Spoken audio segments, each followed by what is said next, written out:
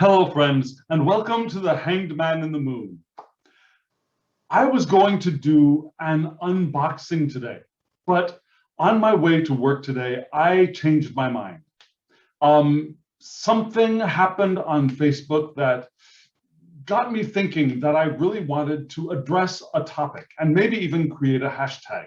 So the hashtag that I'm starting, and might be the beginning and end of right here, is "You have to read them like this." Because I've noticed that there are many opinions about how we have to read cards. Now, in the past, there were also opinions about how we had to store cards. We had to put them in a wooden box. We had to wrap them in a silk scarf. We had to put them out in the moonlight, etc., etc. We had to run them over sage smoke. And I think most of us have realized that we don't have to do any of those things. So there are some other have-tos about reading that I'd like to address. And if that interests you, stick around. I'll be right back.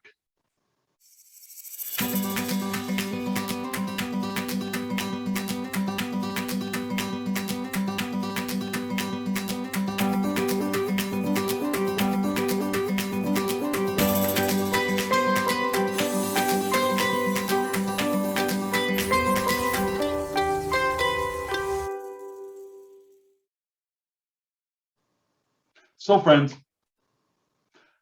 I've got a short list of things I'd like to talk about. And I've got them in a kind of order. In my mind, from less controversial to perhaps more controversial, but your opinion may be different. And this entire video is frankly about opinions. And so we have many opinions about how cards should be read, whether we admit it or not. Yeah, we have a bias about the way cards should be read based on how we read cards. Whether we're a 1-year-old newbie or a 35, 55-year-old veteran of reading cards, we all have an opinion about the direction we think that people should go when learning or practicing their reading. And I'd like to address some of those points. I'm sure I will be missing many of them. And if I do miss any of them, well, when I miss some of or many of them, please put them in the comments below. I'd love to hear some other opinions that you think I've not touched on, because I'd like to learn. So the first one I'd like to talk about is you have to know astrology and other esoteric knowledge to read tarot. And of course, this, as with probably all of these opinions, it varies from system to system. Yeah, probably, for example, a reader of Thoth or Thoth more of those readers will say that astrology and Kabbalah and other esoteric knowledge is important.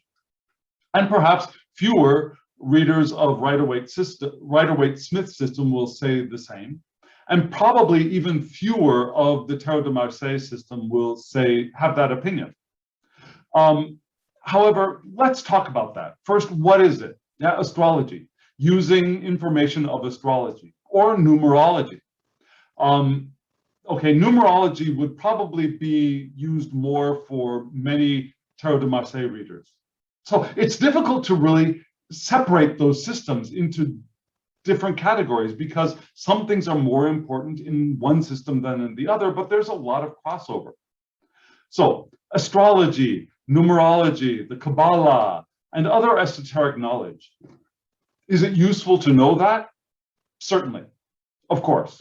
I think anything that we learn, whether it's in the lines of esoteric knowledge, astrology, or other things like art history, or plain old history, or tarot history, or cultural history and cultural studies and religious history, all of that information can add to our understanding of both ourselves, society, and reading cards.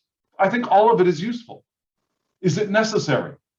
No, I don't think so. I don't think we can say that you have to know numerology to read any of the systems.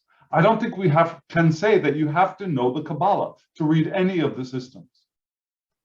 Even if we might believe that, well, the creator of this system made the system in such and such a way, and so it has to be read in such and such a way. Still, that's an opinion. That's an opinion, it's not a fact, and not necessary for reading the cards. So, if you want to read with astrology, that's wonderful. If you think astrology is not necessary, that is wonderful. Personally, my belief is that learning more is going to help my reading, of course. But it's not just astrology and not just numerology and other esoteric knowledge. It's also cultural history. It's also religious history. It's also history. And I'm never going to say to anyone that they have to learn any of those things to read. When they're a newbie, when they're just starting out, or after 50 years of reading. It's not necessary. It's helpful for some. And when I see some people lording it over others who are saying, well, I have studied this and I know that, I think we do a detriment. We do a disservice to each other. You know, we start consciously or unconsciously, we begin conflict that is unnecessary.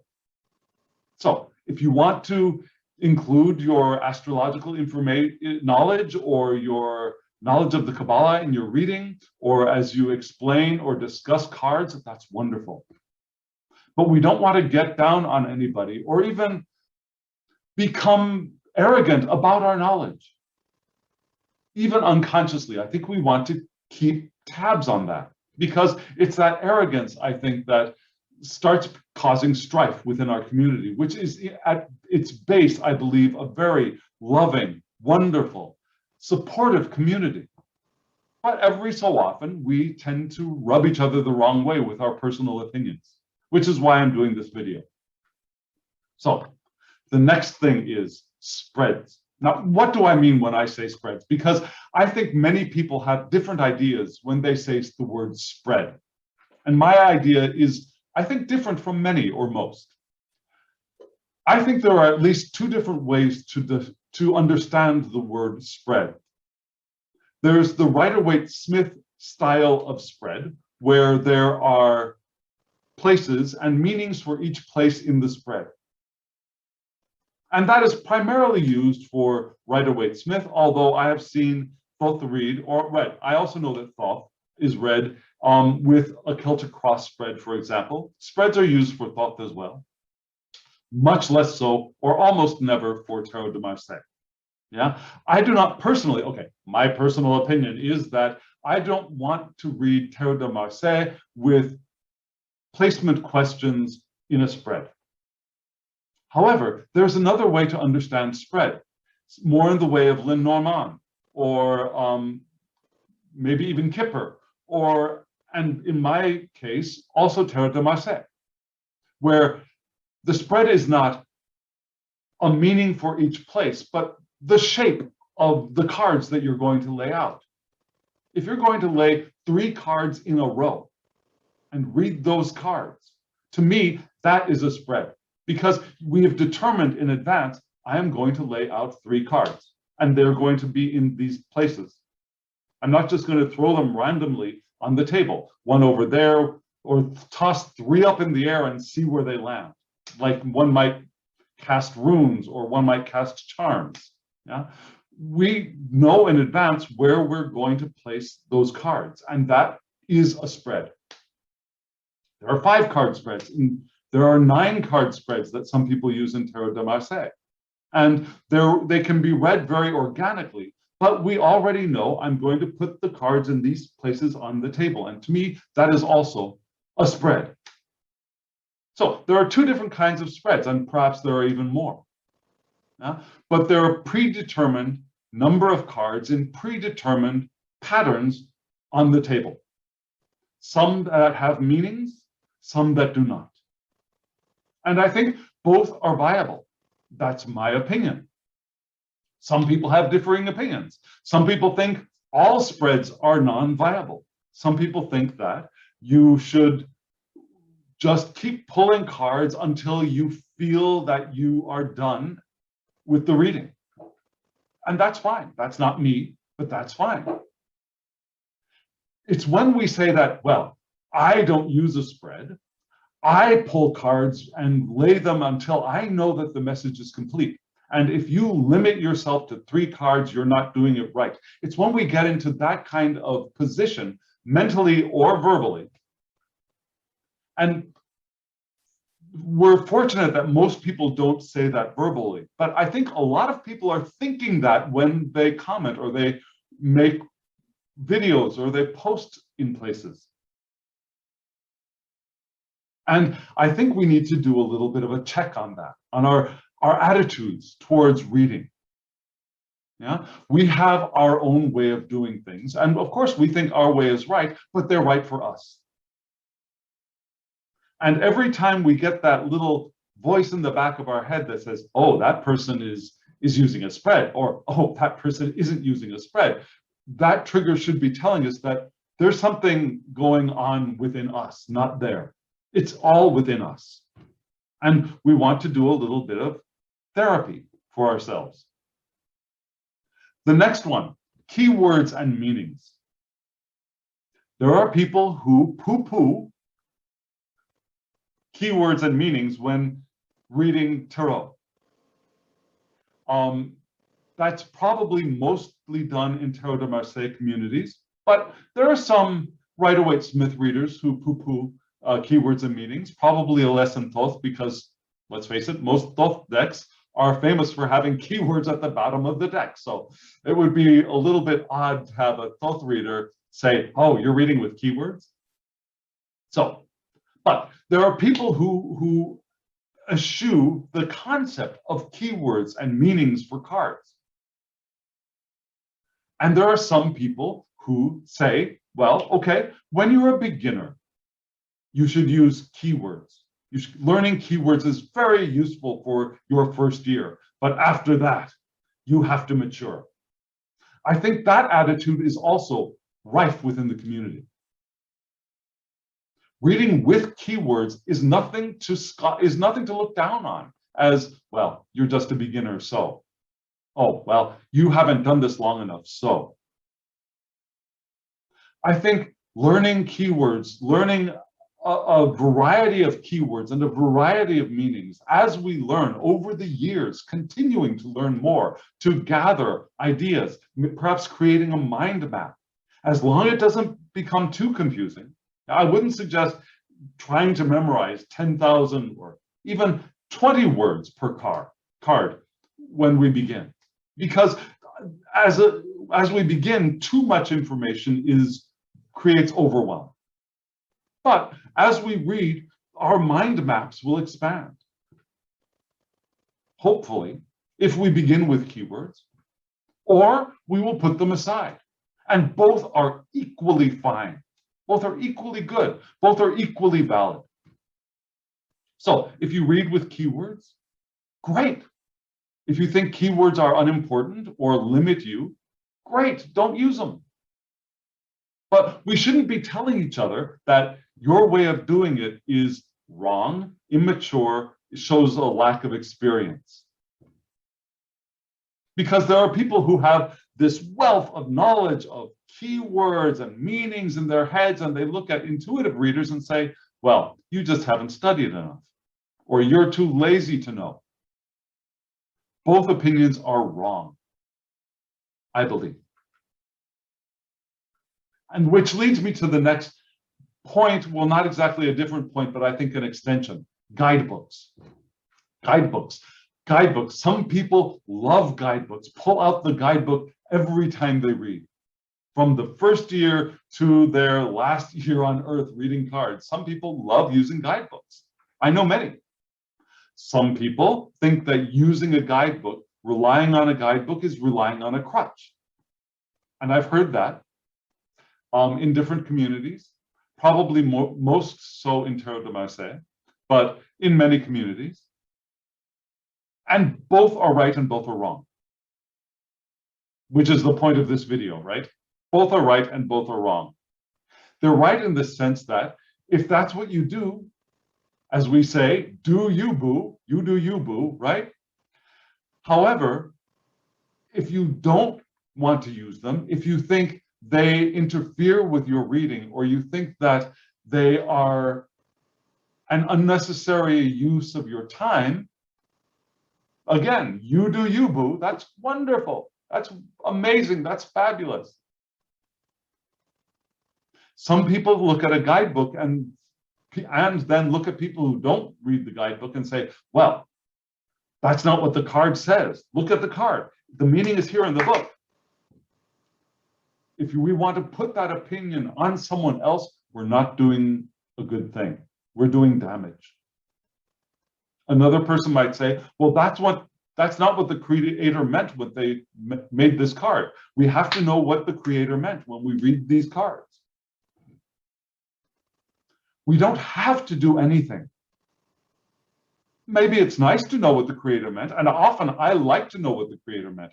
I wish more creators would create guidebooks that actually explained what they were thinking or what they were feeling or what the symbols meant to them, because one symbol means so many things to so many people in so many different cultures. Just the color white will mean one thing in the West and something completely different in the East.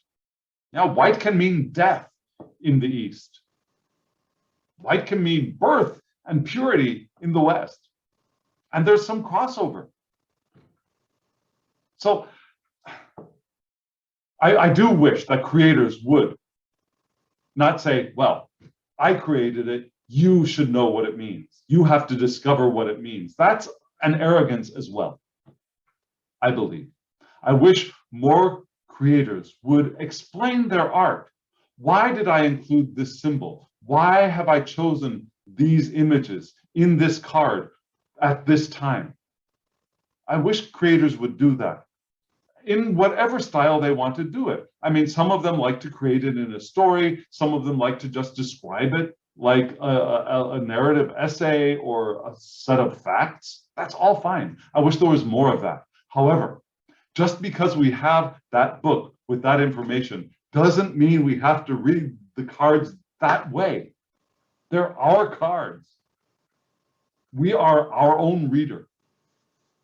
So we can read them that way. That information can inform our reading, or it doesn't have to. We have the option. We have this wonderful thing called choice and free will. And my free will is mine, and your free will is yours. You can do whatever you want. Guidebooks are wonderful when they're wonderful. Sometimes a guidebook is a little bit meaningless, superfluous. And even the most meaningful guidebook can be set aside if we want. The next thing I'd like to talk about is possibly the most, I think, controversial. Intuition, intuitive reading. I see a lot of people in the community, blatantly or what's the opposite of blatant? Blatantly or covertly. The word's not coming to me, but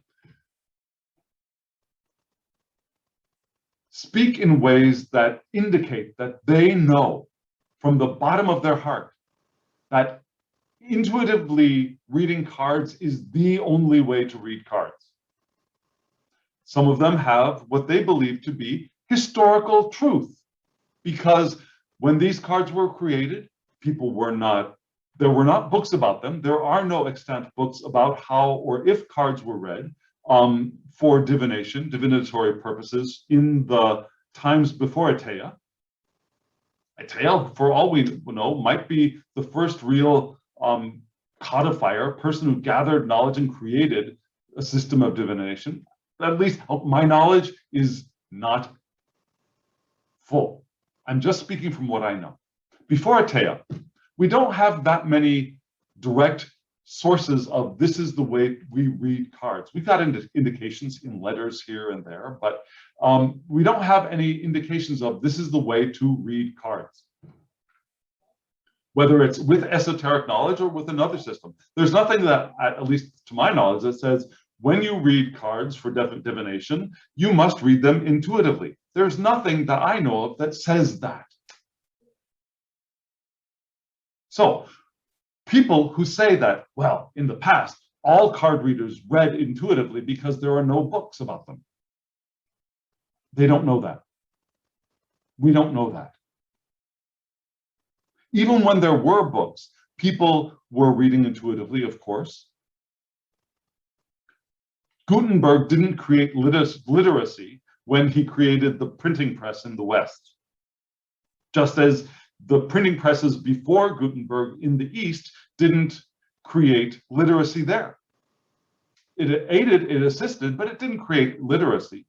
We haven't been as literate as we are now. Let me say that in a different way. We were not as literate as we are now back then. We weren't as literate as we are now 100 years ago. So just because there are books doesn't mean that all card readers could read them. So what did they do? Some might have used intuition. But let me think back to my grandmother, who picked up playing cards. She read playing cards for a very, very short time during the Depression, at the beginning of the Depression. She put them aside because she got scared. She read somebody's death. Now, she read somebody's death and predicted somebody's death in the cards. She got scared. She said, I'm never doing this again, and she put them away. At least that's the story in our family. And that's the story she told me when she was alive. How did she learn to read cards? She was reading playing cards.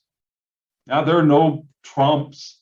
There are no knights. Just a deck of 52 cards that we use for poker in the United States. She learned meanings. She could read, but she didn't learn those meanings from a book. She learned those meanings from another card reader. Yeah, there's oral tradition. I think we all know that. There's oral tradition. And card readers, if cards were read in the 1500s or the 1600s in the West for divinatory purposes, even without books, people could have learned through word of mouth, oral traditions of passing on meanings. Yeah, you apprentice with somebody, perhaps not an official apprenticeship, but you learn from somebody, from the old lady or the card reader in your town. I'm sorry, that was an unnecessary gendered stereotype. Not all readers were necessarily old ladies, right? That's this Grimm's fairy tale kind of gendered stereotype. That's completely unnecessary. But from an older or more experienced reader in your town, in your village, in your next door neighbor, perhaps. That's how, or in the caravan, in the wagon next to you, or from someone in your family. Yeah. Even without books, people still learned or could learn meanings and memorize meanings orally. So when we say that, no, the cards were never read with meanings, we cannot say that. And on the other hand, we can't say that cards were always read with meanings, with keywords. Yeah? Intuitive reading is certainly possible from the beginning, but we can't say one way or the other. And we should not say one way or the other now. Just because you read intuitively does not make you a better card reader. Period. Just because you read with more information and more knowledge does not make you a better card reader. Period. And that's what I think I'm really trying to say here, is these opinions that are held are, hey, that's your opinion, man. There are some facts. I mean, there are dates for when these cards were published or created or hand-drawn and painted or printed. There is information in books that is extant. We've got information from letters between people. We've got information from laws that are banning things like divinatory practices with cards or gambling with cards, that those banning laws are indications that people were doing them. If they weren't doing them, there wouldn't be a law. However, we don't have enough information to say how they were doing it, and that's fine. And even if we did have that information, it doesn't mean that we can't change and evolve now.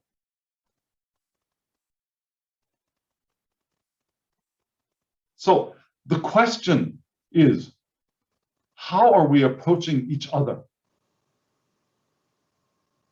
How much are we judging each other for the way the other reads? I think we all need to do a little bit of a check on that. All of us. Our way of reading, my way of reading, is not the best way of reading. Nor is it the worst way of reading. Nor is it the least experienced way of reading. Nor is it the least mature way of reading. And I'd say the same for you.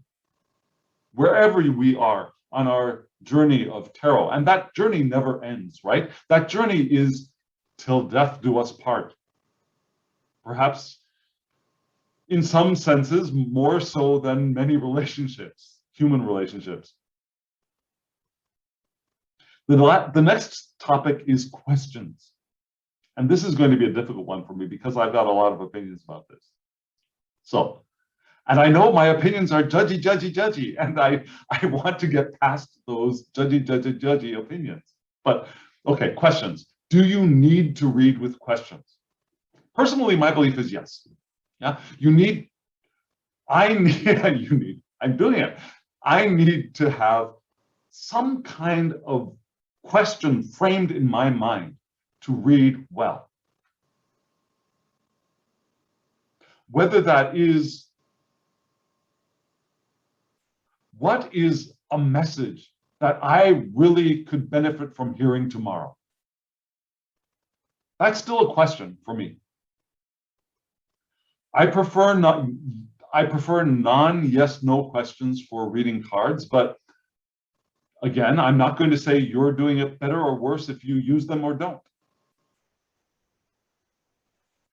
Personally, I believe questions are very helpful and guide and contain a reading so that we know what we're looking at and where the information is leading us. However, I know that there are readers out there who read without questions. And I've tried that, and I've played with that, actually. And I think there's a place for that in even my practice. There are times when letting the cards tell me what the question is possible. For reading for somebody else, I really would prefer a question. And if they won't give me a question, I'm not going to force them. I might pull an oracle card, or I might pull a tarot card to see what is the area that we want to focus on, and then go from there. Maybe pull cards to help the seeker. I prefer seeker to querent. The seeker, the one who's seeking information, who's seeking guidance, the seeker, to help the seeker find a question, to develop a question, and then do a reading from that. I think that's wonderful. But am I going to go around and tell somebody that you're not reading with questions, that you're not using questions or asking questions or preparing questions, you're not doing it right? No, I don't want to do it. And when I hear that voice come up in the back of my mind, I want to look at that voice and let that voice quiet, settle before I respond to anything or before I say anything. And sometimes I'm more successful than others. I have been unsuccessful at times. I will admit that. However, questions, I believe they're useful. I believe they're helpful. And of all of these topics, I think, for me, I think they're the most important. However, I'm not going to blame you, look down on you, or say that you have to change, or think you are less than me or greater than me if you're not using questions. Why? The question is why? Why am I doing this video? Why am I talking about this for this much time? Again, I think we have inadvertently, very often, hurt each other's feelings in this community, especially online, because of our judgments of how things are supposed to be done. And while we are all allowed to have an opinion, and I believe we all should have an opinion, that opinion is ours. And I hope that we can be more respectful of the other's opinion. And instead of, when somebody posts something online or says something in a video saying, no, you're wrong, no, that's not the way you're supposed to do things, we can take other tactics. One, we can shut this thing here and let them explore for themselves. Or we might say, that's very interesting. In my practice, I like this, but I can see that if what you're doing is helpful for you, that's very interesting. I'd like to hear more. Yeah? With respect, respecting the other's opinion is important. And even if we're not criticizing, even if we aren't blatantly saying, no, that's not the way you're supposed to do it, which many people are still doing, that's not the way you're supposed to do it, that's not the way you have to read them like this. Even if we're not saying that, a lot of us are reacting with that message in the back of our heads. Well, I read it like this. Well, I think this is the best way. Or I think blah, blah, blah. Well, I think the knowledge of Kabbalah is really beneficial for everyone. Now, when that judgy voice comes out, we hurt each other. Sometimes very obviously to the other person, but sometimes even without the other person clearly knowing it. And I think we want to do a check on that, to double check ourselves, to check ourselves when that judgy voice comes up. And why do I think everything is possible? Why do I think that we shouldn't impose our opinions or even try to give our opinions without being asked to another? If we're asked, sure, yes, please. If you're asked about your opinion about something or how you think it's best to do something, yes, please share. We all want to help each other in our practices. I think that's also a wonderful thing. And one of the purposes for being here in the online community and in the YouTube sphere. But why are all opinions viable? I think all opinions are viable because we are all different. We all have different ways of thinking. And my way of thinking is not better than yours, and it's not worse than yours. If you are a born intuitive, that is wonderful. And you get to read your cards your way. And you get to realize that your way is not the only way or the best way. If you are an analytical thinker, if you look at the cards and look at patterns and see how they work together, and you see meaning coming from that, that's wonderful. Less intuitively, but more perhaps mathematically. That's wonderful. And you add that information of the zodiac, astrology and numerology and the Kabbalah, and you add all that together and you calculate things. That's wonderful. That's a beautiful thing. You're doing an amazing job, and I love the way you're growing, and I love seeing the way you grow. Your way of reading is it's wonderful. And it's not the only way of doing it. And you are not better than anyone else, and you are not worse than anyone else.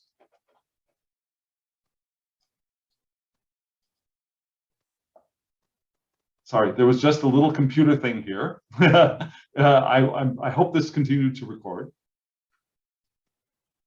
So two ways. Okay, those were two ways. Yes. So what was I saying? Intuitive reading, analytical reading, or crossovers. And I think that's where I lie. I lie somewhere in the crossovers. I have meanings, I have some knowledge, and I use that knowledge and I extract from that pot of knowledge meanings intuitively. I extract reading intuitively from that. And then I go to a guidebook sometimes and check. And I see, that person, the creator of the deck, saw something different. Is that meaningful to me here now? Yes, it is. Or no, it isn't. And that's fine. That's perfect. That's wonderful. We all have our own way of thinking. And the cards are beautiful in that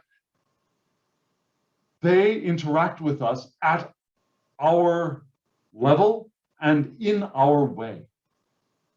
The cards do not need intuitive readers. The cards do not need esoteric readers. The cards do not need astrological readers. The cards do not need readers with guidebooks. The cards are so flexible that the cards can communicate with all of us in so many different ways, and all of those different ways are equally valid and equally beautiful and equally correct. And so when I read a set of cards and you read a set of cards and we get different messages, that is also beautiful. And it depends on who's laying out the cards. If I'm laying out the cards and I get this message from these cards at this time, my message is the most correct, because the cards were speaking to me as I laid them out. If you look at my cards and you see something else, that's wonderful. You get your reading. You don't get to impose your reading on me. And so that's why in my group that I've created and I'm moderating, I don't want people to give readings to other people, unsolicited.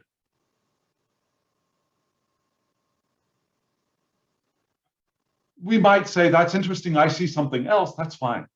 I see something else and I like your reading, and I like your reading. Your reading is marvelous. And for me, what I see is this. So this message is good for me. If we can recognize that difference, then we're doing wonderfully. But it's when we look at a spread and we say, no, you're not reading that right. Or no, my interpretation is more correct. We are really wrong. Because those cards were not laid to speak to you. Those cards were laid to speak to the reader, the initial reader. And I think we all want to remember that. And sometimes I forget, and I need to remember it again. So what I'm really hoping for is more respect. More respect for ourselves, of course, and for the other. That when engaging, we acknowledge the other's magnificence, doing well, growth, not in the, well, I see your growth and you're doing really, really well for where you are in your path, but you really need to, and in the back of your mind, well, you really need to learn more, and well, maybe 10 years from now, maybe we can talk. Yeah, that's not respectful. Respectful is looking at the other as equal and acknowledging the other, acknowledging the spirit of the person reading as well as the spirit here reading, fully, in love. And that's what I hope for our community. And basically there is a lot of that here. But every so often, those judgy voices pop up in all of us, I think, and they appear online and they appear on YouTube. And hopefully we can think about that a little bit more and double check ourselves just a little bit more. So friends, what do you think? Does this mean anything to you? Is this helpful to you? Do you agree? Do you disagree? I'd love to hear from you. So friends, hit the like button if this has been meaningful for you. Subscribe to my channel if you haven't subscribed yet. Come over to my tarot group and join my tarot group, 365 Days of Tarot de Marseille. I think it's developing into a fun group. I know the people who have joined already are magnificent people, are wonderful people. So come in and join the crowd. the small crowd now, but join the crowd. And again, subscribe if you haven't subscribed, and share this with anybody who you think might get benefit from it. And of course, comment below. I really would love to hear from you. I'd love to engage with you on this topic. If you have a differing opinion, tell me respectfully, and then I will engage with you respectfully in love. Because now, as always, I wish you love, joy, well-being, and pure awareness. Thank you.